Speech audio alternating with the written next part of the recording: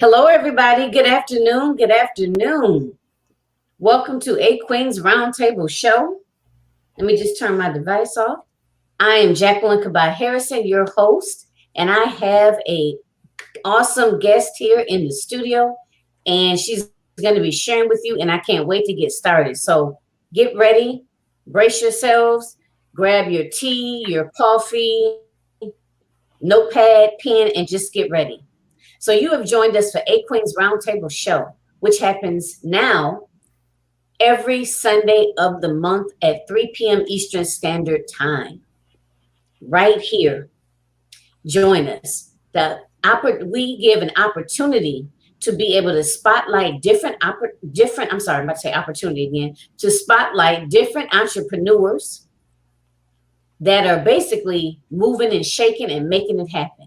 So if you are doing that, and you have different tools and techniques that you can actually offer to other entrepreneurs to help them personally and professionally and be able to scale their business, then I want you on the show.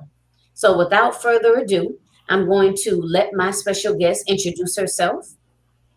Hello, hello, hello. I am Vera Thomas, and I am so excited to be here. I am a trainer, a coach, and an author. My first book came out on Wednesday. It's a part of a 13-book series, The 13 Steps to Riches. It is an adaptation from Think and Grow Rich that is sponsored by Habitat Warrior, and I am so excited to be one of the co-authors of that program. I also have a program that I work with kids and their parents called Instilling Greatness in myself and my children, and been a trainer forever. And that is my passion, and it's something I know that God has allowed me to do, and the speaking and what have you. So that's a little bit about what I do. Good. Excellent, excellent, excellent. And I know you have been featured on different stages, correct? I know right now, presently, you are involved in the Power Up Summit with Karen Cherry. I know you're involved in that, and you've had some other speaking engagements and took the stage in some other areas or places. Yes, absolutely. The Power Up Summit has been just phenomenal. And I thank God that I was one of the speakers, and I've been on several of the panels, and it's just been exciting.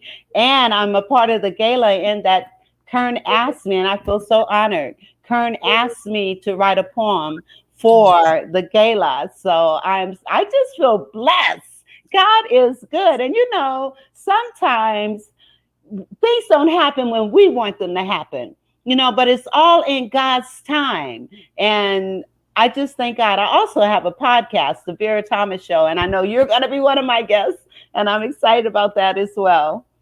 And I've been involved with the, Level Up conference. I was involved with that, and just a myriad of panels and workshops. And I'm part of Dr. Stevie's No More Hidden Figures. I'll be one of her speakers with that. It's just God is good. That's all I can say. God is good. That's what I want to ask you about. I remember noticing that, and I was like, "Oh, that's so awesome!" And when is that happening? That's on the 24th. Okay. Yes, that's next Saturday, and it's an all-day webinar, and people can sign up. As a matter of fact, I think I put a link on my page where people could sign up. And so please, by all means, consider that. If you are trying to increase your business and build and increase your finances, then you want to come to No More Hidden Figures. Right. I love that. So we're going to dive on in. But before we do that, let me just make a couple of quick announcements. Speaking of visibility and upcoming engagements, the A Queens Roundtable Quarterly Symposium is right around the corner. It's in September. And y'all know that's right around the corner. We will blink and we'll be in September. Okay. So this is an excellent opportunity to take the virtual stage and share your expertise to help other women in business do what? what we all want to do, right? Level Yeah. up. Level up. To level up, right? It is an excellent opportunity to do that. I am taking applications now, so apply and let's do it. Let's make it happen. All right. So let me ask you a couple of questions, Miss Vera. Okay. Tell us a little bit about, like, where were you born? Where did you grow up? Do you come from a large family? Do you come from a family of entrepreneurs? Just tell us a little bit more about who is Vera Thomas. Okay. Well, I was born in South Carolina, Columbia, South Carolina, but I never lived there. I was raised in Canton, Ohio. I am the oldest of four. I have two sisters and a brother. Unfortunately, both my sisters lost their battle to cancer, and it's me and my brother. My mother lost her battle to cancer when she was 43 years old. My stepfather was an actual entrepreneur. He had his own business. He was also a minister. And my mother, she did everything, she was the first African American to have a gospel radio program in our city. She was always like a philanthropist, a philanthropist in terms of always giving. She would give food, she would package clothes and give clothes, and she was also a music promoter. She would bring in all of the gospel singers back in the day, the staple singers, the keynotes, the Jackson Southerneers, and all these people. And back in those times, people would just, these singers would come and just get a free will offering. That is not the case anymore. But many of these, and they would stay at our house. And so I grew up around just a giving family, a loving family. And as I said, being the oldest of four, it's been just, I thank God that He's allowed me to be available, when I needed to be, for both of my sisters. One was in Ohio and the other was in Kentucky. And I was going back and forth between the two. And then the Lord moved me to Kentucky to be closer to my baby sister. And, cancer is one of those things that just seems to run rampant. And so I'm asking the audience to please pray for my family. We've got some challenges that's happening even now. And I'm just asking that you pray for my family. You know what? Same here. I've had a lot of cancer in my family. Actually, my mom and almost all of her siblings. It was 5 of them. Now it's just one. Oh, wow. One. And that individual, it's just one of them alive now. And that individual is actually, had cancer as well. But, like I said, my mother's brothers, my mom, all passed of cancer. Both of my grandmothers had cancer, so it's really, really running, like in my family, Yeah, it's sad. It's sad, but I remember one of the things, like, I have always put forth effort to try to do things and to try to uplift and encourage, motivate, and inspire people. Mm-hmm. And I'm hearing that noise again. Okay. Yes. I'm coming. Here we go. 1 second. 1 second, everybody. We having some technical issues here. 1 second. Here we go. Okay. Okay. All right. Is that better? Yes, that's better. Awesome. Okay. Okay. So, and I have such a strong faith in God. I believe Him when He says He is a light unto our feet and a lamp unto our path. When He said, trust me. And so trusting Him, He's brought me to this place that I am now, which I am I'm just so excited. Words cannot express. And, we go through things, and I just want to encourage the audience, don't give up. Don't give up on your dreams. Don't give up on your business. Don't give up on other people. Don't give up on you. That I just want to say that. Don't give up. Wow. I'm pretty sure you have a poem too, Yes. right? No, you do.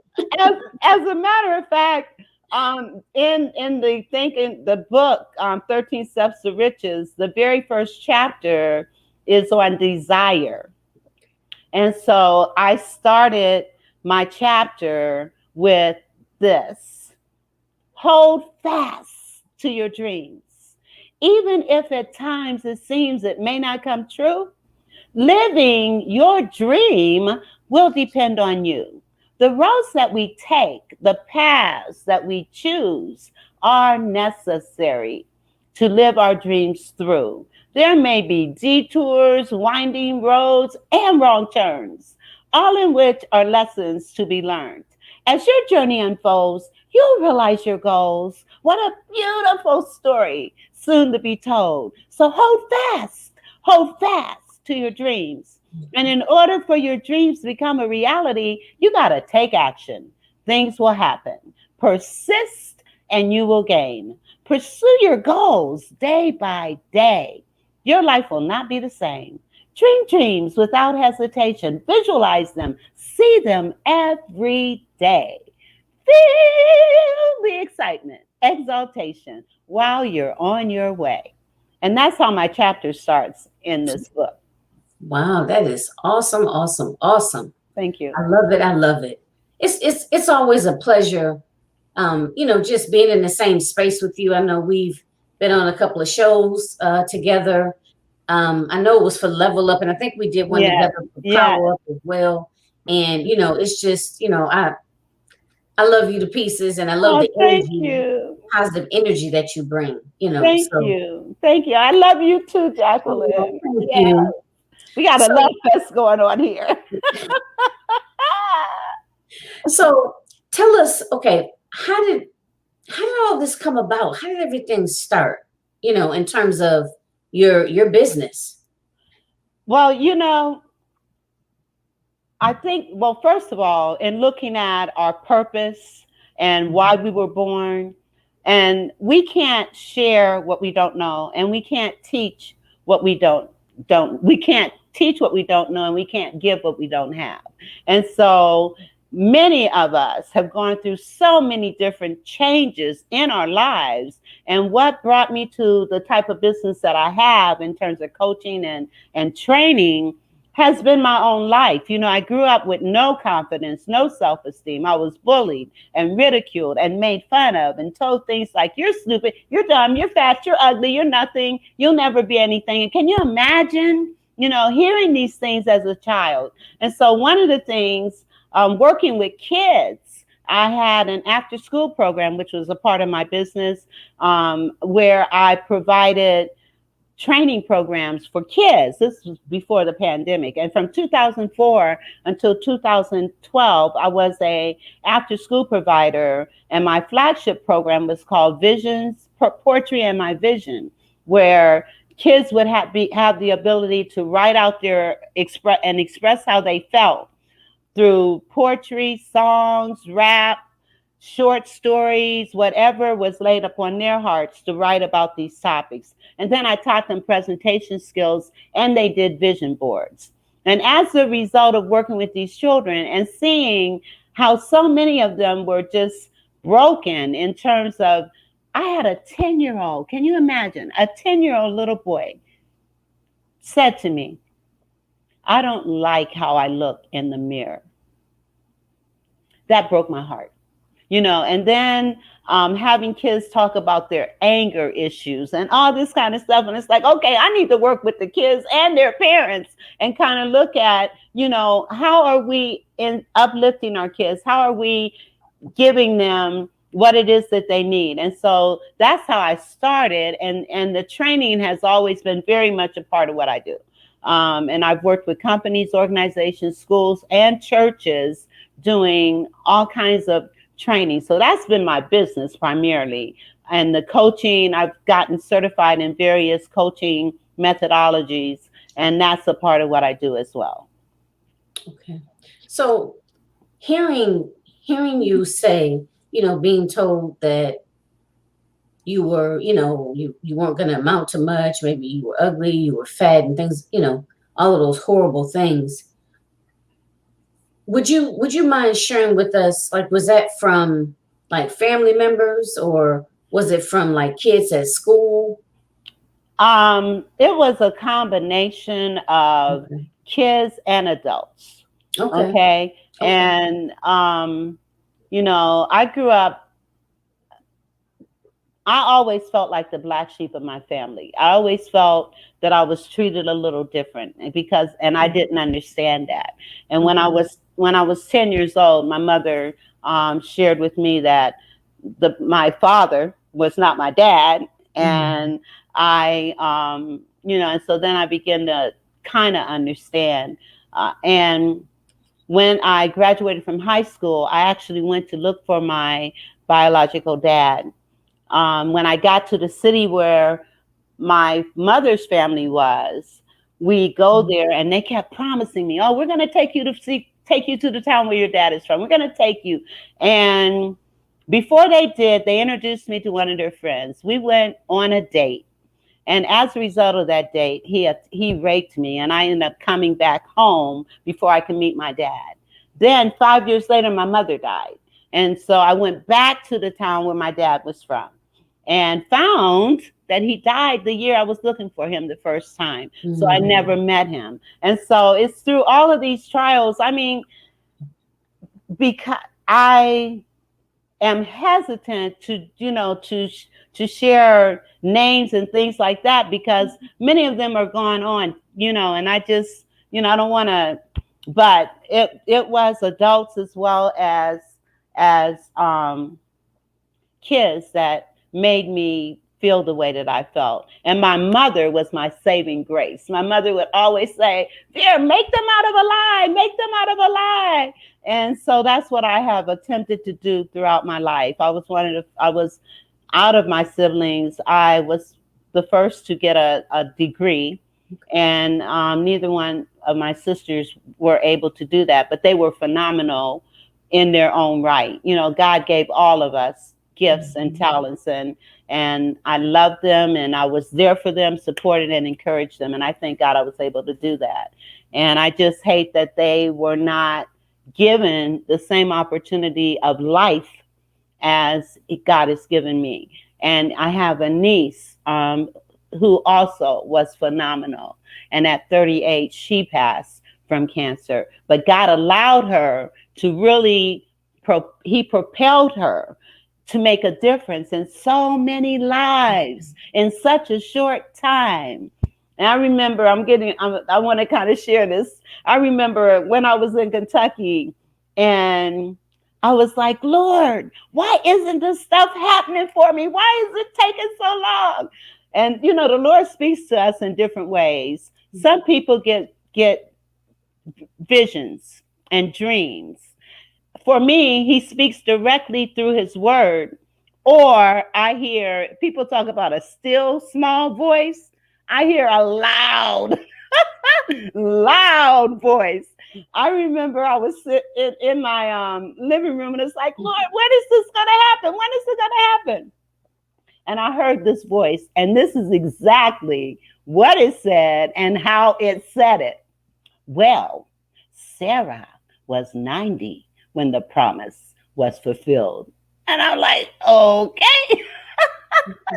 Are you telling me I got to wait until I'm 90 years old? And then, of course, what he was saying is that patience have its perfect work. And that's what I want to impart upon your audience today. Don't give up. Don't give up. Let patience have its perfect work. Trust God, and He will make a way. He will supply your needs. He will open doors out of nowhere, so. Yeah. Wow. That is just, I'm just sitting here, and it's, kind of brings chills up and down my back, just, hearing some of the different things, that you've, gone through. And I have to say that, ladies, I want you to, really pay attention and take this in, because I know I've experienced a lot of negativity, when I was younger. And, mine was always around, you're not that smart, you know. Um, and I lived for so long in like a little box, you know, and it's like being imprisoned in your mind, if you will, because if you limit yourself, you're not going to try things because you don't feel that you can do it. So if you don't feel like you can do it, why would you even try? Or or don't feel worthy of it, don't feel worthy of abundance of in any form of fashion. So having said that, I want to piggyback and say, yes, ladies, don't give up. Do not give up. Keep going. Don't give up before your breakthrough. Just keep going and stay steadfast. Now, what I kind of want to go into a little bit now is share with us, as much as you can. I mean, I know we have limited time, but how did you get from point A to point B? How did you continue to be able to move forward? I am so glad you asked that question. First of all, I read a book called The Magic of Believing by Claude Bristol, and you can actually download it on YouTube now. But that book was the beginning of my transformation because it talked about acting. It said, if you want confidence, act like you already have it. And so I would fall asleep at night, literally fall asleep at night saying, I'm confident, I'm confident, I'm confident, speaking words into existence. And as you see on my back wall, there's nothing but words, affirmations. I can't tell you how important speaking life into yourself. Sometimes we have to encourage ourselves, and writing was my way of encouraging myself. A lot of the poems that hold fast to your dreams, I wrote that for me, for me, to encourage me, to help me understand, you just hold fast, keep moving, keep doing, keep trying, and it's going to happen. Even at this age, it's finally happening, But so that book was the beginning. And you talked about us being in boxes. It talked about stepping outside your comfort zone. And it gave an example of how when we go get on elevators and everybody's standing and just looking at the numbers and no one's talking. And so I wanted to get out of my comfort zone. So this time there's an elevator. The elevator opens, and when it opens and I'm getting on, I did like, hi, how you doing? And of course, to everybody that was already on the elevator, right? And so they looked at me like I was crazy, but I was stepping outside of that comfort zone, and of course they all laughed and said hi, but they didn't expect anybody to do anything like that. And so just stepping out of your comfort zone and doing things that you don't feel comfortable doing, can help you, to get that confidence. And then I started doing these, having affirmations everywhere and saying them. And then I got married, which was a wrong turn. I talk about wrong turns, right? And I'm telling you, the day I got married, I heard, you should not be doing this. The day I got married, and I didn't listen. I got married. I was married for 3 years. I had my son. He attacked me, and my ex-husband attacked me in front of my son when my son was 3 months old.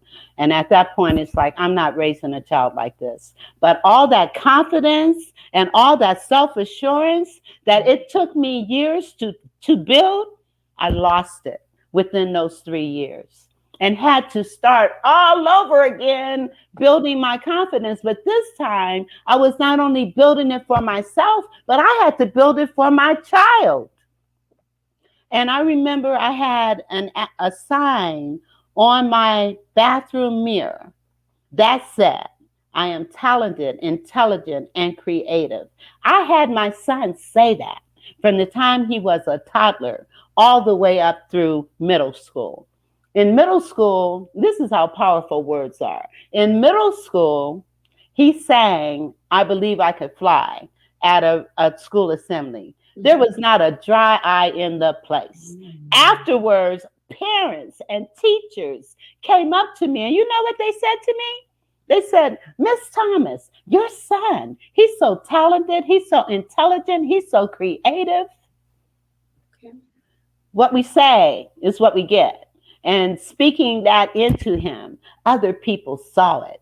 And it's just, and so I know I kind of maybe have gotten off topic, but that's how I started my journey. And then I had to reboot and start over again after my divorce. And it literally took me 3 years to get back to myself. Because when you're in an abusive situation, either as a child, as a spouse, it takes a toll on who you are. It also you begin to question, who am I? And I know I really struggled with, who am I? Why was I born? What is my purpose? And the Lord showed me that you don't go through these things just for yourself. You go through these things to help uplift, encourage, motivate, and inspire other people. So, I heard you talk about rebuilding, and that right there is so powerful because, well, a couple of things, and I was trying to hold it all in because I didn't want to interrupt. But one thing is that age-wise, I know a lot of people feel, I'm too old to do this, I'm too old to do that, it's too late for this, it's too late for that. It's never too late. Never. And I know you mentioned about having to restart a couple of times, after the divorce, how you had created, build yourself up, and then how, within 3 years being, in this verbally abusive, physically abusive, marriage, you felt broken again. You had to rebuild your self-esteem, your confidence, and so forth. So yes. It's okay. It's a process. It is. But just know that you can do it. You are able to do it. Don't stop trying, and it's never too late. Go ahead. It's never too late. I am 67 years old. I know. And when you shared that on one of the other shows, I was just like, I had to kind of pick up my jaw because you don't even, I wouldn't even think you were even well into your 50s. Well, thank you. I thank God. But I want to say, attitude is everything. And you're either green and growing or ripe and rotten. Now, I've seen 12, 13, 14-year-olds that are ripe and rotten. I've seen 60, 70, 80, 90-year-olds that are green and growing. It's all about your attitude. I'm the matriarch of my family, and I don't even feel like it. But it's all about your attitude. And, I have a training program for senior citizens that I do as well, that I did throughout Kentucky through the Southern Baptist Church Conference. And so it was, which is predominantly a white conference. And I was able to go in and talk to people that were my age or older or even younger, but still senior citizens, and get them to understand it's all about our minds.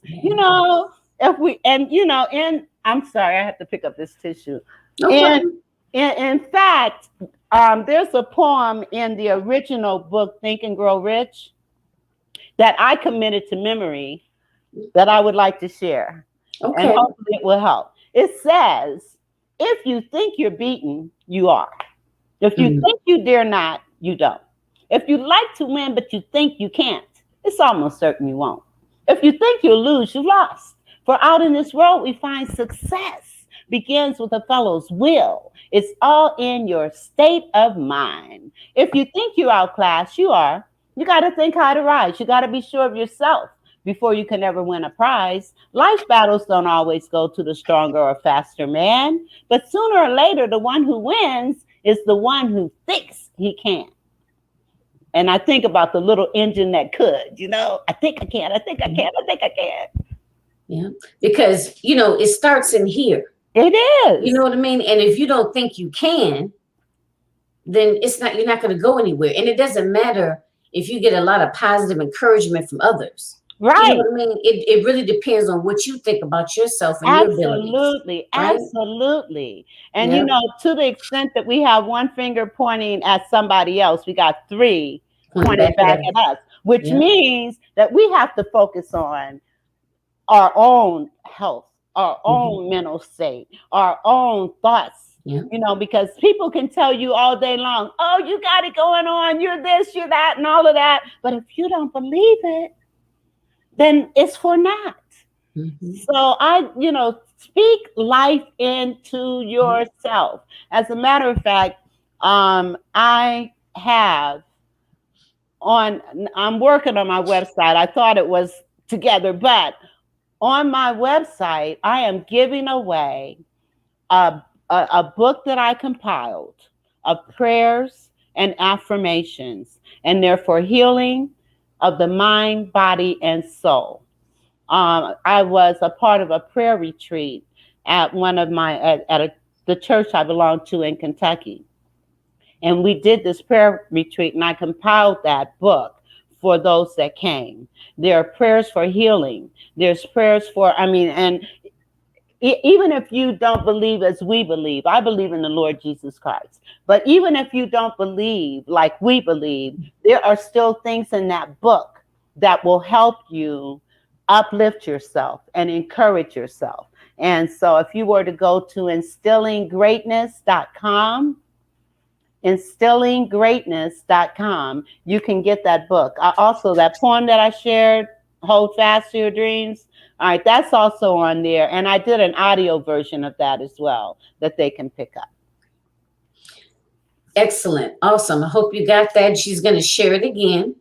But before we go any further, I know you mentioned about rebuilding your self-esteem, rebuilding your confidence. And you talked about going outside of your comfort zone. And you shared that hilarious but very powerful testimony of the elevator opening. You see a bunch of people and everybody, trying not to make eye contact. And you're like, hello, everybody, So what that says to me is that you understood the power of going outside of your comfort zone. Because I think a lot of people say that, and we hear that. It's become very commonplace that people are saying that, but I don't really know if they fully understand how that works, and if they're really doing it enough. And so from what I took from what you said is that you have to be intentional with it. You have to be intentional, because a lot of times when we think about going out, like I said, you hear people say it all the time, go outside of your comfort zone. But going outside of your comfort zone, just think if you do it once a year versus doing it, I don't know, maybe at least a few times a month. Imagine the growth. Absolutely. Imagine how much quicker it'll happen. And Absolutely. that, so to hear you say that resonated with me, because that's part of my story in terms of rebuilding and reestablishing my self-esteem and my self-confidence. And if someone said, there's a series of different tips that I share, but if someone said, what was the single most important one, I would say is being intentional and regularly going outside of my comfort zone, because it really helps you to build, it helps you create that foundation for trusting in yourself and trusting in your abilities. Because it's always going to be ups and downs in life. You know what I mean? Either your job or your business is going well, but I don't know, maybe your health isn't, or, maybe the job and business is going well, but your marriage is failing. Just whatever. It's always going to be ups and downs. There's always going to be monkey wrenches and things of that nature. There are going to be things that are going to disappoint us, that are going to knock us down. But what really matters is that we keep getting up and our mindset. You know what I mean? So that has to be intact. Right. And in order to build your mindset, transform your mindset. You got to surround yourself around people that are doing the same. If you find that you are around people that are negative, that can only see the bad, the good, or people that are saying, if it wasn't for this, if it wasn't for that, my life wouldn't be this way, instead of accepting responsibility for the choices that we make. And those choices can oftentimes bring us to where we don't want to go or don't want to be. But it's because we made those choices. And that's a hard pill to swallow sometimes when, and so I don't know, maybe we're saying some things that people need to hear, but getting outside your comfort zone, removing yourself from negative people, and feeding your mind with positive thoughts. Scriptures have helped me, man. I'm telling you, the 23rd Psalms is powerful. Psalms 91. It's just, oh my God. Psalms and Proverbs, I would encourage people to read on a daily basis. Psalms and Proverbs. Just read a verse a day. I'm telling you, it's powerful. I'm actually going to place this on the screen here just so they can see it.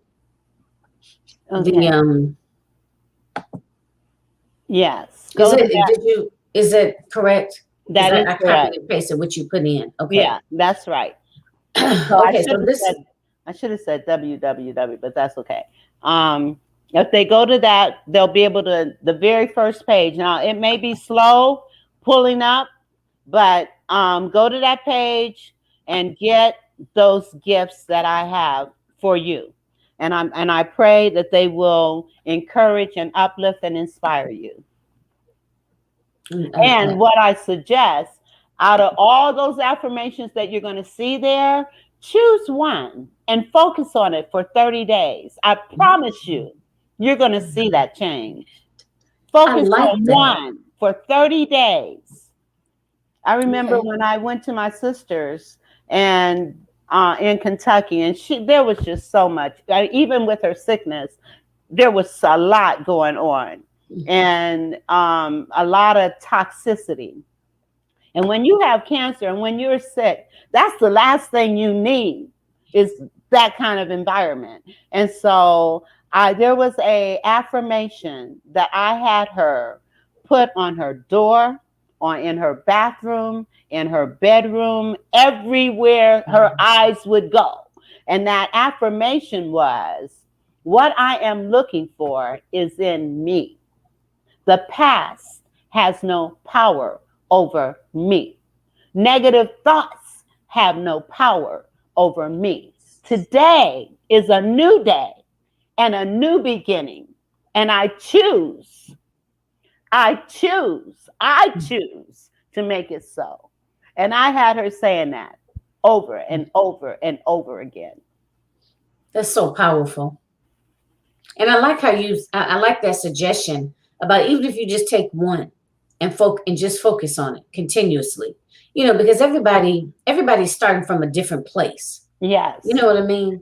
And we don't want anybody to feel overwhelmed, because what do people do when they feel overwhelmed? They don't do anything. Right, exactly. So, if you can, so not to feel overwhelmed, just focus on one.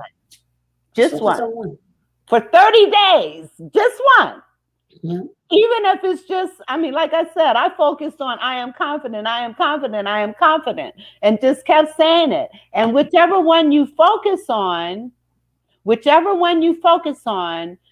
if you have to put it on a little card or something, but have it so that you can say it not just once a day, but throughout the day. And whenever you say it out loud 3 times each time. Say it out loud 3 times each time.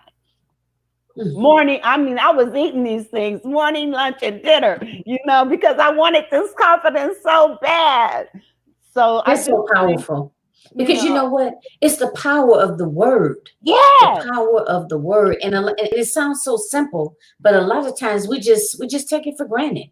But words are powerful. Scripture says, life and death is in the power of the tongue. Mm-hmm. Life and death is in the power of the tongue. So let's just let that marinate. Yes, yes, yes. What we say is what we get. Yeah. And you know what? And the thing is, I think it's a matter of, and I'm speaking from, personal experience, but I think sometimes we have to be more aware.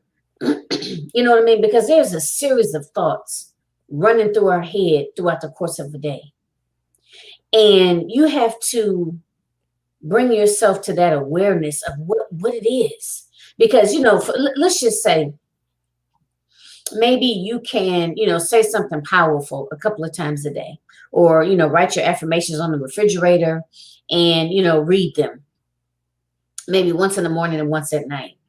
But then throughout the day, you have this script running in the back of your head, just like I got these words running at the bottom, Eight Queens Round Table, and it's running at, in the back of your head on what they call it, autopilot. Yeah. I'm not good enough.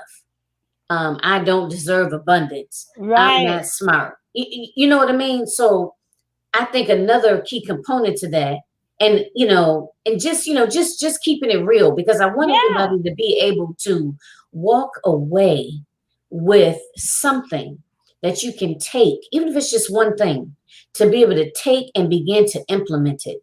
And I'm not saying it's going to happen overnight. You didn't come to the space that you're in overnight. No. So don't anticipate to undo it overnight. Absolutely. Right? So you have to be patient with yourself. You have to be patient and be consistent and be intentional.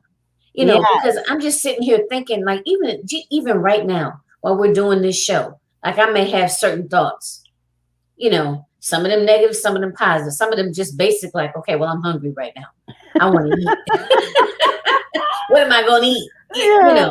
But I'm just saying, so just be mindful, even if it's just being more aware of your thoughts. Absolutely. And when you find yourself saying, I can't, I'm stupid, whatever that negative thought is, immediately say out loud to yourself, I cancel that, and turn it around and say the positive thing. I've had to do that myself.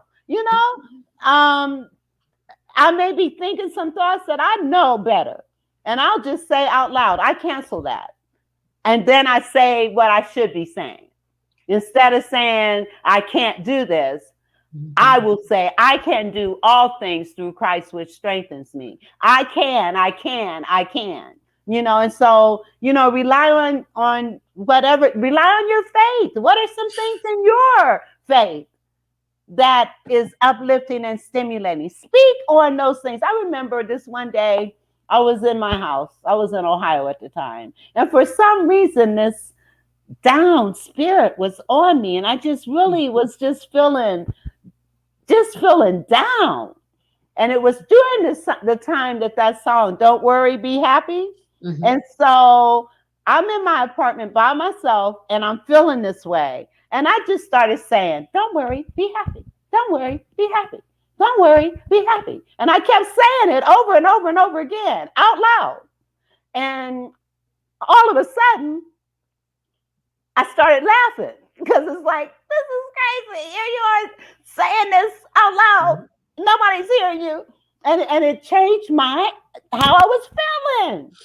It really changed it just by saying that. Don't worry, be happy. Don't worry, be happy. I used to have a sign on my refrigerator that said, why worry if you're going to pray?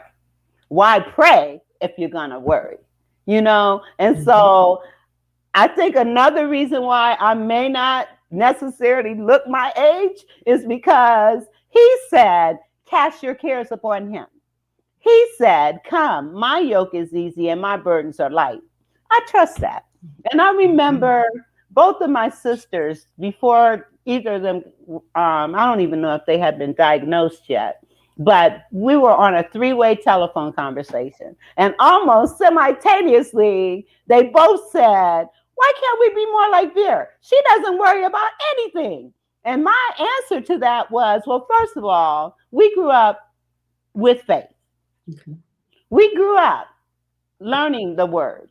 Now, that doesn't necessarily mean in growing up, we got it, because you really don't get it until you have that personal relationship yourself. But I said to them, we know word. And so if we know word, why not trust word? If he said, cast your cares upon him, then why don't we do that? If he said, come, my yoke is easy, my burdens are light, then why don't we give it to him? So, okay. And the serenity prayer, accept the things you cannot change. Change the things you can and know the difference. So when I'm in a situation, my first question is, okay, what can I do about it? And if there's something I can do about it, I need to do it. If there's nothing, absolutely nothing I can do about it, then all I can do is trust God. That's all I can do. And that's really how I think. Yeah. That's your motto. Yeah. That is truly my motto. And so if I can change it, I will. If I cannot, I'm not going to worry about it. A way is going to be made. The door is going to open. God is going to make a way. He always makes a way. May not come when we want him, but he's always on time. And you know what? We used to sing all these old songs in the church, like burdens down, Lord, since I laid my burdens down. I didn't understand that. And maybe it's because I'm older that I really appreciate these words and the songs that we used to sing in church that now, and I can understand how my grandmother, how she was, because she died when she was 80 something. But those songs, I could just hear and see her, living those songs, and now I understand. And I hope, I don't care what age you are, if you're 10 years old, I hope you get this and understand this. We're in more control than we want to be when it comes to our thoughts. Because even scripture says, as a man thinketh, so is he. Thoughts are things, and we are what we think about all day long. That's right. We are what we think about all day long. You got that? We are what we think about all day long. Yep, that's right. So I'm looking at the time, and your topic, and I have my device turned off. I don't even I can't even pull it up right now. But your particular topic, I want to make sure that we're not missing anything. Is there anything else that you feel is important to share, with the audience as it pertains to what you were, planning on discussing on the show? Because I think we talked about a lot, and I think, you could let me know. I think we kind of wove it in there very nicely, but I want to, hear from you if there's anything else you want to add to that. Well, I had talked about the one book that's coming out, 13 Steps to Riches. That was actually, it premiered on Wednesday, and it's now on Amazon, and it will be an Amazon bestseller. And then I also have a book. It's just a poem. It's called See Your Windows, See Your Life. And I have a workbook that goes with it. But I want to share that poem with you right now because it ties in with what we're talking about. But I also want you to clearly understand how powerful this is. So if I were to say to you, and I want you to, audience, please do this. If I were to say to you, close your eyes and tell me how many windows you have in your living room. With your eyes opened, you can see those windows, right? Can't you? Jacqueline, you can see those windows, right? Well, if you can see your windows, you can see your life. See the windows in any room with eyes open wide or shut tight. See the quality of your living by what you do or say. Do you see happiness or gloom in the life you live today? Are the clouds of despair the only thing you see? Do you wonder who cares to come and rescue me? If you can see your windows, you can see your life. You can change clouds to sunshine by doing what you feel is right. See the rainbows in your life, fleeting moments in your day. See the beauty you can find in what you do or say. We are what we think about every day. We live by faith, fear, or doubt. Believing life is but one way. We can think ourselves into happiness, misery, or pain by seeing what we stand to lose or seeing what we stand to gain. If you can see your windows, you can see your life. Awareness is the key. You have the control. You can see your life right.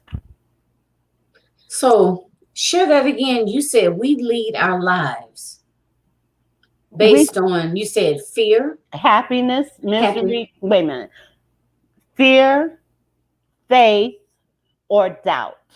fear, faith, or doubt. Yes. Wow. I've never conceptualized it like that, but I like that. Fear, like, fear of, what other people think, or fear of failure, right? Yes. Faith, Or fear of success. or fear of success. Faith. Faith. We know what, But we know that's what also meaning faith in yourself. faith in yourself. Faith in yourself, faith in your spirituality, faith in your God, faith in, faith. In So self, fear, yes, faith, and then and doubt. and So doubt would be not the opposite of fear. No, the opposite of faith. It's the opposite of faith. You can't have doubt and faith at the same time. Right. Because either you believe in yourself or you don't. You don't. Right? Yes.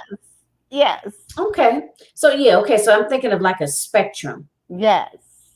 And doubt is on one end and fear is on the other end. And no, wait, no, I mixed that up again. Did I? Yeah. Oh, I keep mixing that up. Doubt is on one end, fear is in the center, and faith is on the other end of the continuum. Okay. All right. Okay. I like that. Huh. And that's, you know what? And that sounds like an excellent way to be able to view things. I mean, because it makes it's simple, it's concise, and it's simple and it's relatable. And I think anybody can relate to that. What you just said, right? Even if you have that on, even if you don't know exactly what your affirmations are, even if you just looked at it in that perspective, and it makes sense. I'm a real practical, hands-on kind of person. I'm a social worker by profession, but my mind is so like analytical, right? And for me, in order for me to begin to work, things have to understand. I mean, they have to make sense, right? And they have to be simple. What I mean? And a lot of times you hear things that people say, but you have to apply it. And to me, the only way you can really apply it is you have to take the information in and make sense of it in the way that it makes sense to you. Yeah. And then you can begin to apply it. Exactly. Yeah. And so I like that. And being able to keep things simple. But I feel the most powerful part of that whole thing is if you can close your eyes or even leave your eyes open and see things in your house with your mind, with your eyes open, see those windows. You may be in one room and you can see the windows in another room. But if you can see that in your mind's eye, then you can see your life.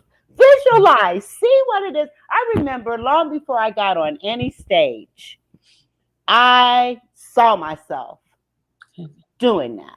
I remember when I was in Los Angeles and going through a bunch of negative stuff.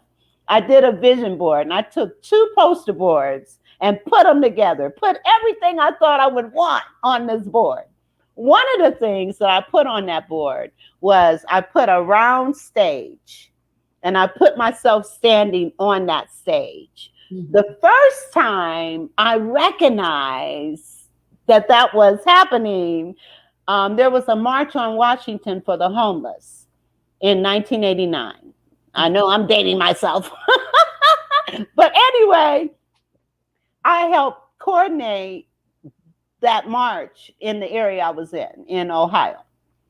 When we got to the march, I'm standing on a round, and on my map, I had this round stage, and I cut out people, little people, just all over this map like this. So I get to DC, and I'm standing on a round stage with all these people. And I thought, oh, this is on my map, you know? So visualization, being able to see what it is that you want, is so critical. And, you know, so do a vision board. Do a vision board. Cut out pictures of things you think you might want in your life. I remember one of the things I had put on my, and the kicker is, this stuff didn't start happening until I moved back to Ohio. Okay. When I moved back to Ohio, the things that I had put on that map in Los Angeles started happening. Almost everything I put on that map started happening. I had also put a job training program that works. The job that I got was job training with Job Training Partnership, and it was a program that worked. I mean, and then I put a White House with 2 trees in front. Okay. And the Lord enabled me to move into this White House with 2 trees in front. And I didn't even realize, oh my God, this is on my map.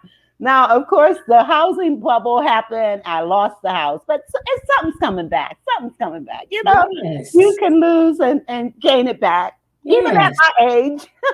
Yes, of course. So just be excited for your life.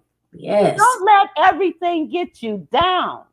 And, you know, and trust God, or trust whatever your higher power is. Trust it. You know, it's amazing. Yeah, absolutely. So we're going to go ahead and close.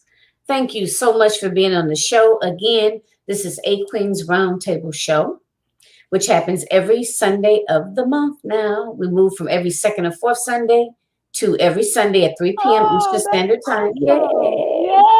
Except for holidays, of course. But if you are interested in being a guest on the show, this is an excellent opportunity to expand your brand, be able to bring more visibility to your brand, be able to establish additional credibility, and last but not least, to be able to share tools and tips with other entrepreneurs to be able to help them scale their business, right? So if you're interested in being on the show, please go to my Facebook page or my Instagram page or to my website, which is Realizing Your Potential. The number's 123.com. And on Facebook and Instagram, it's Realizing Your Potential. The number's 123. So again, I'm Jacqueline Kabah Harrison. You have heard from the awesome, infamous Vera Thomas, who is going to let us know once again about her books and where to find her and how to contact her. Okay. You can contact me on Facebook also. I have the Vera Thomas Show page. I also create poems for all occasions.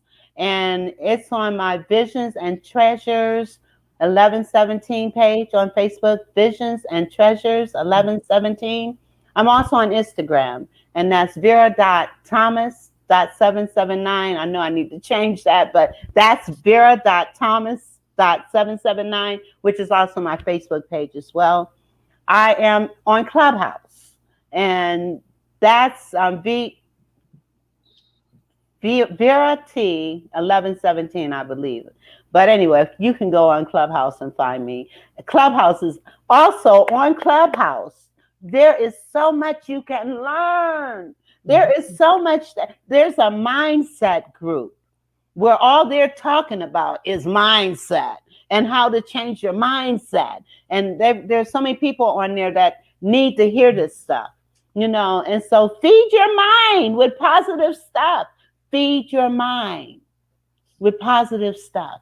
That's one way. And as business people, it's very important that we keep our minds focused on what it is we're trying to do. We can't allow all these external things to impact us.